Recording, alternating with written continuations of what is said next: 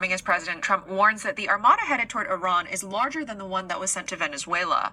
The War Secretary confirming the Pentagon's prepared for possible action. We have a lot of very big, very powerful ships sailing to Iran right now.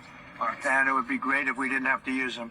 We're having to rebuild how our enemies perceive us. And when President Trump said we're not getting a nuclear Iran, you won't have a nuclear bomb. The president has repeatedly threatened military intervention if Iran continues to kill anti-regime protesters. That regime is probably weaker than there's ever been. The protests may have ebbed, but they will spark up again in the future because this regime, unless they are willing to change and or leave, have no way of addressing the legitimate and consistent complaints of the people of Iran who deserve better. Meanwhile, President Trump's declaring a national emergency over Cuba, threatening tariffs on nations that provide oil to the communist regime.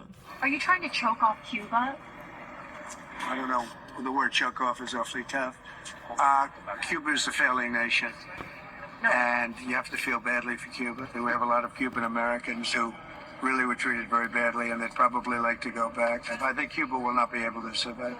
In the order, he blasts the regime for harboring adversaries, spreading communist ideology across the hemisphere, persecuting dissidents, and threatening the U.S.'s national security. The order says Cuba aligns itself with, quote, numerous hostile countries, transnational terrorist groups, and malign actors adverse to the United States, naming China, Russia, Iran, Hamas, and Hezbollah. Will you make a public commitment today to rule out U.S. regime change in Cuba? Regime change? Yes. Oh, no, I think we would love to see the regime there change. We would like to, that doesn't mean that we're going to make a change, but we would love to see it changed.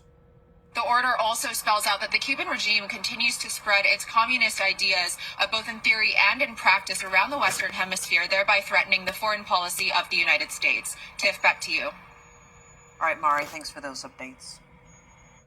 President Trump nominates former Federal Reserve Governor Kevin Warsh to be the next Fed chairman. Warsh is a longtime critic of the central bank's policies and handling of post-pandemic inflation. But could this mean lower interest rates? NTD's Washington correspondent Jack Bradley has more.